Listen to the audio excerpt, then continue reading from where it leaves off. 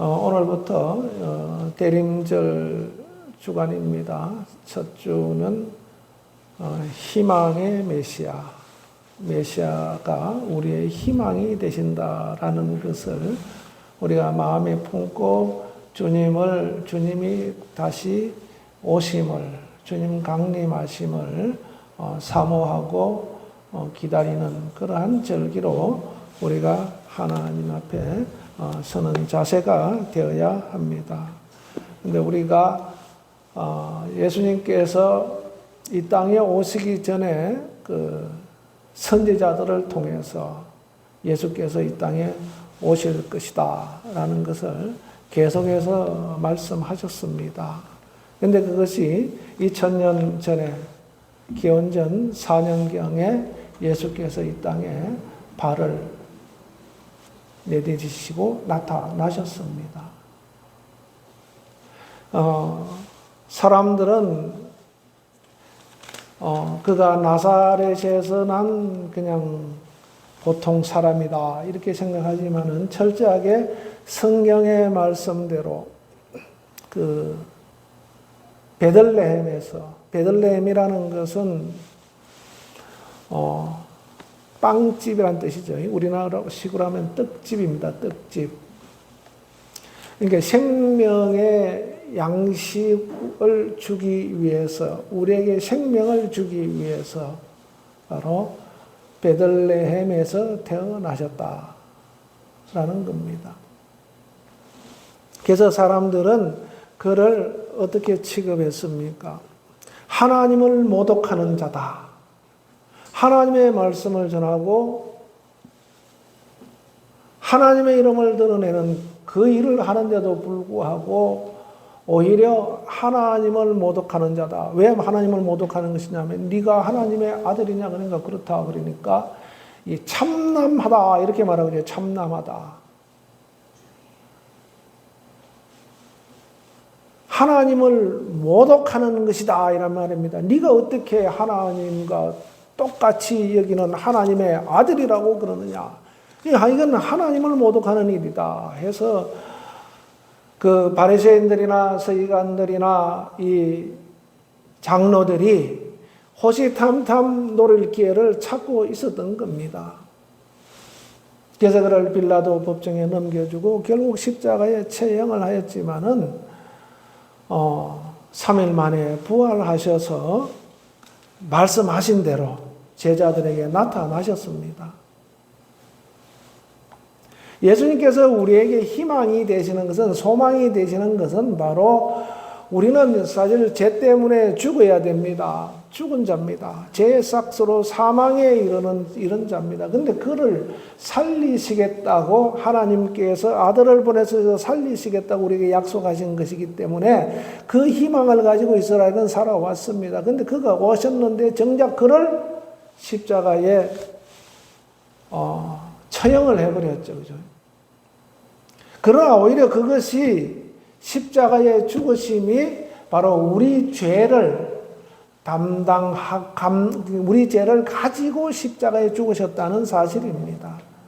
그렇기 때문에 우리가 사망의 죽음의 그늘에서 벗어나서 이제 바로 예수 그리스도로 말미암아 생명을 얻게 되었다라는 겁니다. 그런데 주님이 우리에게 희망이 되시는 것은 바로 우리를 영원한 심판 속에서 사망에 이르러야 되는데 그것을 우리에게 묻지 않고 우리에게 생명을 주셨다라는 겁니다. 이스라엘 백성들이 애굽에서 나와서 40년 동안 광야에서 만나를 먹었습니다. 근데 그것이 하늘에서 비가 오듯이 이렇게 밤에 가면 살짝 이렇게 바닥에 내려 있는데 그것을 걷어다가 이렇게 먹습니다. 근데 그거 먹고 하늘에서 그렇게 내려온 거 먹고 얼마나 신기합니까? 아니 내가 노력하지도 않고 처음에는 뭐 맛이 없고 그렇겠죠. 근데 어린아이들은 어떻습니까? 어릴 때부터 그거 먹은 아이들은 잘 먹어요. 저 애굽에서 마늘 먹고 고기 먹고 하던 사람들은 그것이 입맛이 안 맞을지 몰라도 어릴 때부터 그거 먹은 사람은 그것이 입맛에 맞게 되어 있어요. 근데 얼마나 신기합니까? 하늘에서 그냥 내려와가지고 아침에 가보면 그냥 그거 그냥 챙겨다가 그냥 끓여 먹고 쉽게 말하면 볶아 먹고 그렇게 하면 양식이 되는 겁니다. 근데 그거 먹고 영원히 산 사람이 있느냐? 그걸 우리가 만나라 그러죠. 만나 먹고 영원히 산 사람이 있느냐? 없다는 겁니다. 그런데 하늘에서 내려온 산떡이다. 예수님이 자신을 향해서 나는 하늘에서 내려온 산떡이다. 이렇게 말씀하고 있습니다. 생명의 떡이다. 너희 조상들은 광야에서 만나를 먹었지만 그거는 하늘에서 아버지에게서 내려온 것이 아니라 땅에 있는 것을 너희가 먹은 것은 너희 육체를 위해 먹는 것이고 내가 하늘에서 내려온 산떡은 뭐냐면 너희 영혼을 살리기 위해서 주는 생명의 떡이다라는 겁니다. 그렇기 때문에 우리에게 희망이 되는 겁니다. 우리가 창세기에 보면 어떤 사람은 900년, 어떤 사람은 600년, 800년 이렇게 막 수백 년씩 삽니다. 그런데 그들이 지금까지 살아있는 사람이 어디 있습니까? 없습니다. 아무리 좋은 음식을 먹고 병원 가서 좋은 치료를 하고 이렇게 몸 관리를 잘해도 언젠가는 이 땅을 떠나야 됩니다. 그러나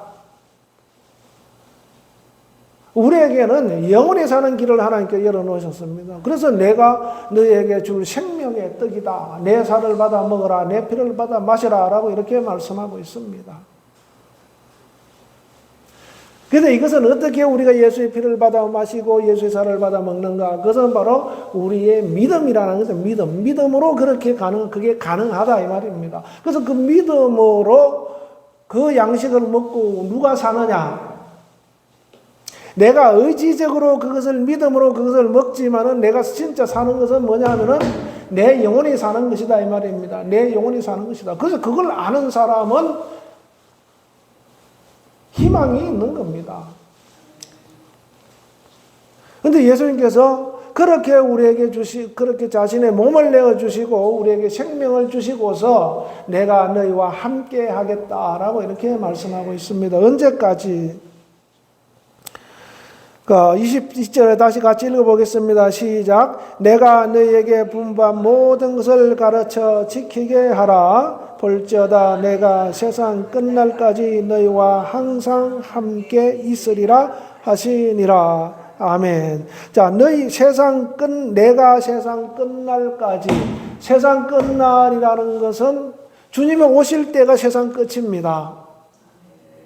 예수님께서 제자들에게 말씀하시죠. 난리에 소문을 들을 것이다. 민족이 민족끼리 싸우고 도처에서 전쟁이 일어나고 지진이 일어나고 기근이 일어나고 천재지변이 일어나지만은 그렇게 해서 세상이 곧 망할 것 같다 라고 그렇게 생각하지만 그러나 그때가 망하는 것이 아니고 그때는 시작이다라는 겁니다. 언제 끝이 오는가?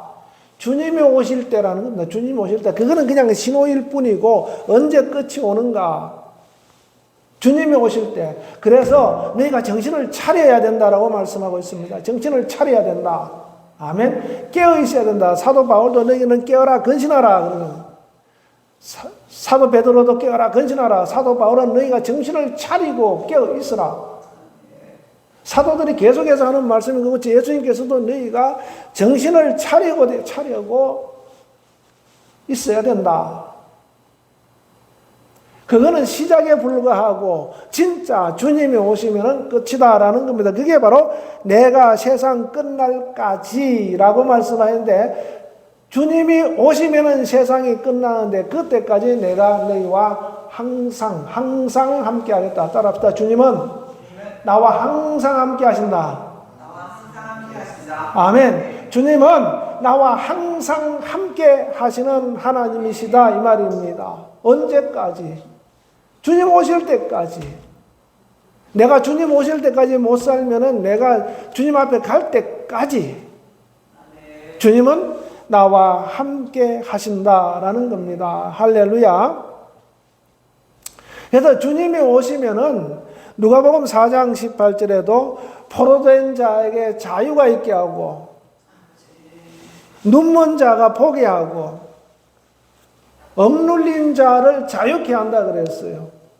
주님이 오셔서 우리를 막 억압하고 못살게 굴고 막 부려먹고 이러는 것이 아니라 세상의 마귀에게 눌려서 억압된 자들, 눈이 멀어서 하나님을 못 보는 자들, 마귀에게 포로돼서 꼼짝 못하고 시키는 대로 다 하는 자들, 그런 한 자들에게 자유를 주고 하나님을 볼 수 있게 하도록 하겠다라는 겁니다.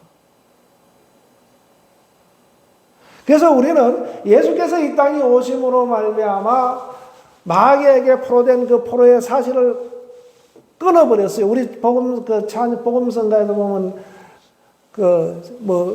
나 자유 얻었네, 너 자유 얻었네, 그런 찬양도 있죠. 제사를 끊고서 나 자유 얻었네.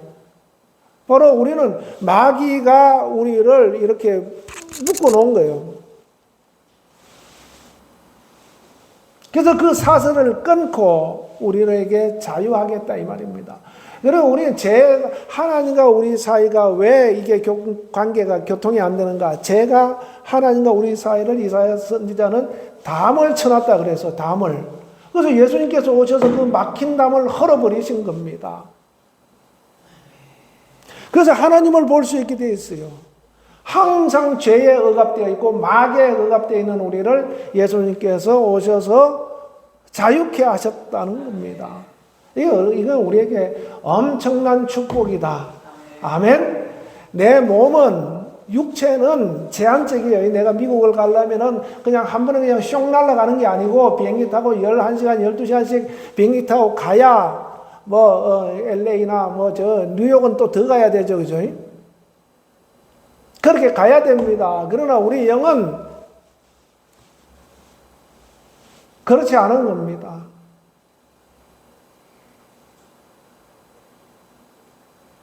이 육체가 벗어버리면 우리 영은 어떻게 되는가? 마귀에게 눌려있는 자, 억압되어 있는 자, 그래서 자유함을 얻지 못한 자들은 심판을 받아야 되고, 그러나 자유함을 얻은 자들은 어떻게 됩니까? 하나님 품에 안기는 거예요. 우리는 그러한 데 대한 소망을 가지고 있어야 됩니다. 그래서 에베소서 2장 6절에도 또 함께 이렇게 해서 그리스도 안에서 함께 하늘에 앉히셨다라고 말씀하고 있습니다. 함께 하늘에 앉히셨다. 생명을 얻은 자들에게, 자유함을 얻은 자들에게, 마귀에게 눌려서 꼼짝달싹 못하던 자들을 건져내서 하나님의 보좌 옆에, 그리스도 안에서 하나님의 보좌 옆에 우리를 앉히 놓으셨다. 우리가 이게 이제 육체만을 생각하면 그게 상상이 안 돼요. 그러나 우리가 영적인 접근을 해서 생각을 하면은 그게 여러분들 마음속에 와닿게 돼 있습니다. 아, 내 자리가 하나님, 예수 안에서 하나님 옆에 있구나. 하나님과 함께 앉아 있는 자리가 내 자리구나. 그것이 믿어지고 알게 된다는 겁니다. 우리가 예수님께서 제자들에게 말씀하실 때도 누구든지 믿는 자는 구원을 얻는다 그랬어요. 나를 믿는 자는 영생을 본다 그랬습니다. 심판을 받지 않는다고 말씀하고 있습니다. 그런데 바울은 이것을 체계화시켜놨죠. 그죠? 너희가 복음을 듣고 마음으로 믿어 입으로 시인할 때 구원을 얻는다 이렇게 말하고 있습니다. 믿음의 과정이 그런 겁니다. 그래서 예수님께서는 하나님이 세상을 이처럼 사랑하사 독생자를 주시니 이는 누구든지 저를 믿는 자마다 멸망치 않고 영생을 믿게 하려 함이라 라고 말씀하고 있죠. 믿는 사람은 영생을 얻는다 그래서 어떻게 믿느냐 하면 어떻게 믿느냐? 어떻게 믿느냐? 복음을 듣고 안에서 시인을 해야 된다는 겁니다. 인정을 하고 그 다음에 입으로 예수님이 나의 구세주야. 그것이 깊어지면 어떻게 됩니까? 내 안에 생명이 있구나라는 것을 알게 되죠. 그죠? 그리고 하나님 옆에 가면은 내 자리가 있구나라는 것도 알게 되는 겁니다. 우리 영혼이 이 땅에서 육체가 수명을 다하면 우리 영혼은 하나님의 나라에 가는구나. 내가 생명이 있어 영원히 사는 그 길을 가는구나라는 것을 알게 되는 겁니다. 그 시작이 뭐냐면 믿음부터 시작하는 겁니다. 믿음이 없는 사람은 아무리 설명을 해도 나는 아무리 생각해도 도대체 이해도 안 되고 믿을 수가 없어. 왜? 이 안에서 이게 정리가 안 됐기 때문에 고백이 나오질 않는 거죠. 그래서 이게 여기 마음 안에서 믿어져서 그것이 고백이 되는 것이 굉장히 중요합니다. 그렇게 해서 그 믿음이 확정되는 거예요. 그래서 히브리서 12장에도 믿음의 주요 온전케 하시는 이인 예수를 바라보자. 그래. 믿음의 주인이신 예수, 그 믿음을 온전케 하시는 이인 예수. 우리가 믿음이 아무리 있다 어쩌다 하지만은 우리가 하나님의 나라에 가지 못한 믿음을 가지고 있다면 그게 무슨 소용이 있습니까? 아무 의미가 없어요. 이 땅에서 종교적으로 신앙생활하는 사람과 똑같습니다. 그러나 우리가 다른 것은 뭐냐 하면은 바로 우리 믿음을 온전케 하시는 주님이 있다라는 겁니다. 그래서 그 주님을 바라보고 우리가 믿음을 가지고 그 믿음을 통해 주님의 나라에 갔을 때 그때 믿음이 온전하게 되는 겁니다. 그래서 이것을 이 땅에서 우리가 자꾸 하나님을 경험할 때 그것이 확실해지는 겁니다. 그래서 우리는 하나님에 대한 소망을 끊이지 않고 항상 붙들고 갈 수가 있는 겁니다. 하나님에 대한 희망. 주님이 오시면은 나를 하나님의 자리에 앉히신다. 주님이 오시면 나를 앉히시고 또 상을 주시. 앉히는 그 자체가 이미 상입니다. 나를 상을 주신다라는 거. 상 주시는 이심을 믿어야 할지니라 그래요. 상 주시는 이심을 믿어야 할지니라. 아멘. 하나님은 나에게 상을 주세요. 우리 믿음을 온전케 하시는 이십니다. 아멘. 그러한 소망이 우리에게 있어야 돼요.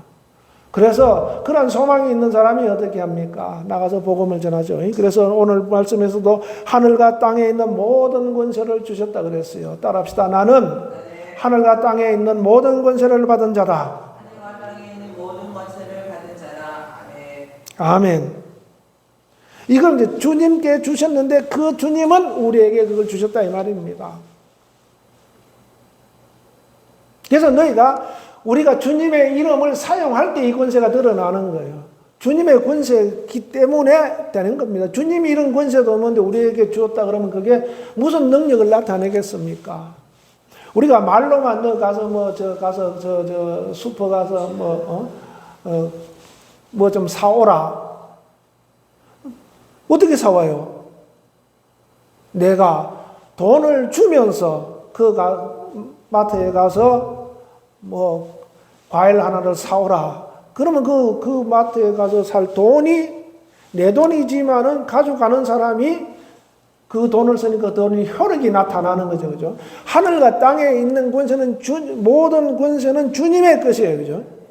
아버지께서 주님께 주셨습니다. 그것을 그러면은 오늘날 우리에게 주신 거예요. 아버지께서 예수님 아들에게 주신 것도 없는데 너희가 가서 하늘과 땅에 있는 모든 것을 너희가 쓰면 나타날 것이다. 되질 않습니다. 주님이 가지고 있는 권세이기 때문에 우리가 예수 이름을 사용할 때 그것이 드러나게 되어 있는 겁니다.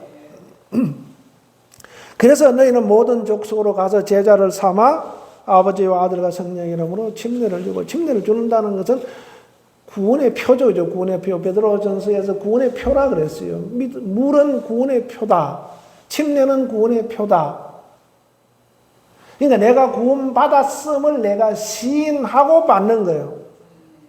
구원받기 위해서 받는 것이 아니라 구원받았음을 시인하고 받는 것이 침례다. 그러니까 제자들에게 가르치는데, 제자를 삼았는데 제자들에게 바로 침례를 줄 때는 이들이 구원을 받았다는 표를 갖게 하는 것이다 이 말입니다. 그러면서 너희에게 분부한 모든 것을 가르쳐 지키게 하라. 이게 그 가르쳐 지키게 하라라는 것은 어떤 율법 조문처럼 그것을 지키는 의미보다는 하나님께서 명령한 명령을 이행하라라는 겁니다. 하나님께서 명령한 명령을 이행하는 것이 뭐냐? 바로 복음을 증거하는 것이다 이 말입니다. 복음을 증거하는 것. 복음을 증거하는 그 현장에서 주님이 함께 하시고 주님이 오실 때까지 그 일을 계속해서 이루신다는 겁니다. 아멘. 그래서 여러분들은 우리는 항상 하늘과 땅에 있는 권세를 내게 주신 그 권세가 있고 그 권세는 어디에 나타나면 예수 이름을 통해 나타나는 거죠. 즉 예수 이름이 내게 있고 그 예수 이름을 사용하여서 사람들에게 복음을 전하고 그 사람들이 침례를 받고 구원의 표를 가지고서 하나님의 나라를 사모하는 그런 사람들이 되게 하는 겁니다. 이것을 우리가 행하도록 하라는 겁니다. 우리가 행하는 겁니다. 이것을 가르쳐 지키게 하라는 것은 그것을 행할 때 행하도록 하라라는 겁니다. 그때 내가 항상 너희와 함께 있게 하겠다. 있다라는 것을 말씀하고 있습니다. 세상 끝날까지 함께 있겠다. 아멘. 하나님은 우리를 고아와 같이 버려두지 않는다 그랬어요. 요한복음 14장 17절에 18절에 내가 너희를 고아와 같이 버려두지 않겠다. 그는 진리의 영이시다. 할렐루야. 영원토록 보혜사를 보내사 너희와 보혜사를 너희에게 주사 영원토록 너희와 함께 있게 하리라 그랬어요. 아멘. 주님은 부활하셔서 올라가셨는데 이제 함께 있다라는 증거로서 성령을 보내주셔서 우리와 영원히 함께 하겠다라고 말씀하고 있습니다. 따라합시다. 하나님은 영원히 나와 함께 하신다. 함께 하셔서 뭐 하시는가? 일을 하신다 이 말입니다. 복음을 전하는 일을 하게 하신다라는 겁니다. 아멘. 예수님께서도 요한복음 5장 17절에 아버지께서 이제까지 일하시니 나도 일한다라고 이렇게 말씀하고 있어요. 그러니까 예수님이 오셔서 하신 일은 아버지께서 지금까지 하셨던 것처럼 내가 일할 때도 같이 일하신다라는 겁니다. 그래서 우리가 복음을 전할 때 뭐 기도를 할 때도 그렇고 삶의 전반적인 모든 부분에 있어서 하나님이 함께 일하신다는 겁니다. 아멘. 그렇기 때문에 우리가 어떤 삶을 살아야 되는가? 하나님의 다스림을 받는 삶을 살아야 됩니다. 그러기 위해서는 우리가 늘 깨어있어 기도하고 말씀을 가까이 해야 됩니다. 할렐루야. 말씀을 떠나면 어떻게 됩니까? 내 마음대로 살아가요. 내가 세상에서 배운 지식과 방법대로 살아갑니다. 그러나 말씀을 배우고 익힌 사람은 그 말씀을 배우고 익힌 대로 행동하고 살아가게 되어 있는 겁니다. 이게 큰 차이가 있습니다. 그래서 믿지 않는 사람과 믿는 사람이 결혼을 한다면 어떻게 되겠습니까? 믿지 않는 사람의 기준이 있고 믿는 사람의 기준이 있습니다. 그러니까 부딪힐 수밖에 없는 거예요. 함께 할 수가 없어요. 그래서 우리가 여러분들 결혼할 때도 이게 굉장히 중요합니다. 믿는 사람을 만나고, 믿지 않은 사람을 만났다면 그 사람을 믿음이 있게 해서 공통적으로 같이 공유해서 생각하고 행동하고 움직이고 가르침을 받아 갈 수 있는 그런 분위기로, 그런 환경으로 만들어야 돼요. 그거 만들 자신 없으면 아예 포기해야 됩니다.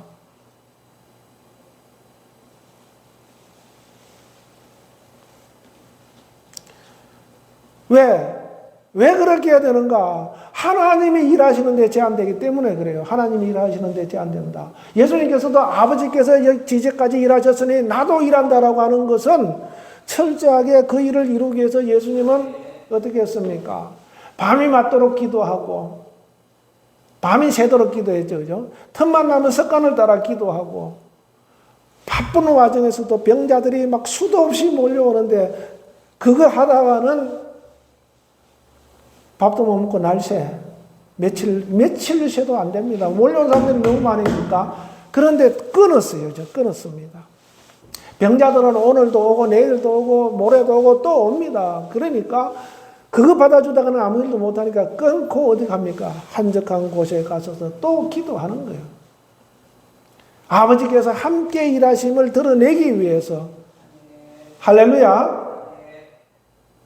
그래서 우리도 어떻게 하면 하나님이 나와 예수님이 나와 함께 하심이 극대화시킬 수 있을까? 말씀을 가까이 해야 되는 겁니다. 기도해야 되는 겁니다. 그런 환경으로 가정을 만들어야 돼요. 믿지 않는 사람과 믿는 사람, 내가 믿는데 안 믿는 사람을 만나면은 그 가정이 하나님이 일하시는 그 분위기로 극대화시킬 수 있습니까? 나눠지죠, 그죠? 다툼이 있게 되고 결국은 문제가 생기게 되는 겁니다. 그래서 여러분들 그런 배우자를 구하는 것도 기도해서 얻을 그 배우자를 만날 때 그 가정이 하나님께서 세우시는 가정으로 서게 되고 주님의 일을 하는 데 있어서 큰 일을 할 수 있다 이 말입니다. 할렐루야. 주님이 세상 끝날까지 함께 하리라. 너희를 고아와 같이 버려두지 아니하시겠다라고 말씀하고 있습니다. 할렐루야. 그래서 예수님께서도 제자들에게 나가서 복음을 전할 때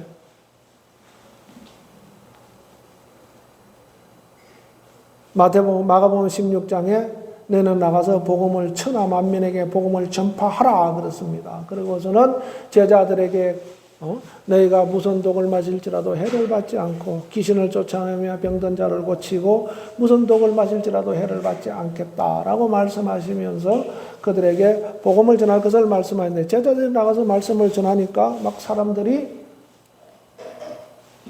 구원을 받는 역사가 일어나게 됩니다. 그때 막 표적도 나타내죠, 그죠? 그런데 이게 어떻게 가능한가? 바로 주께서 함께 하셔서 그렇게 되었다라고 표현하고 있습니다. 주께서 함께 하셔서, 주께서 함께 역사하셔서 이런 일들이 일어나게 되었다. 우리는 사실 뭐 잘난 게 없습니다. 그렇다고 못났다고 기죽을 필요도 없어요. 내게 능력이 안 나타난다고 능력 나타나는 사람한테 하면 기죽고 그럴 필요가 없습니다. 그냥 복음 전하면은 그런 것들이 나타나게 되어 있다. 표적이 나타나게 되는데 하나님이 함께 하신다라는 겁니다. 주께서 함께 하셔서 나타나게 되어 있다. 나타나게 되어 있습니다. 그래 우리가 나타날 줄 믿고 그냥 하면 되는 거예요. 그죠? 그 믿음을 키우면 되는 겁니다. 병든 사람이 있으면 좀 기도하고 뭐 안 되는 애 있으면 되라고 명령하고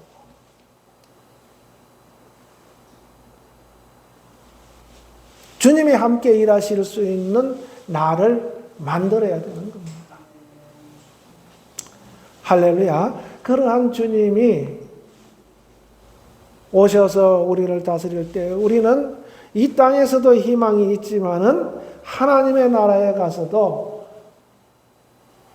받을 상급과 자리를 생각하며 그 희망이 온전하게 될 때가 온다라는 것을 기억하시고 여러분들 우리 모두 참으로 하나님을 소망하고 갈망하여 늘 함께 하시는 주님을 찬양하며 주님의 다스림을 받을 수 있도록 힘을 쓰고 기도해야 됩니다. 할렐루야. 기도하겠습니다. 하나님 아버지 감사합니다. 참으로 세상 끝날까지 우리와 함께 하시는 주님을 찬양합니다. 우리가 이 땅에서도 주님이 함께 하시며 영원히 함께 하시는 하나님을 우리가 소망하며 주님께서 주신 일을 잘 감당해 갈 수 있도록 인도하여 주시옵소서. 예수님의 이름으로 감사하며 기도하옵나이다. 아멘. 할렐루야. 여러분들 주님이 늘 함께 하신다라는 것을 늘 인식하고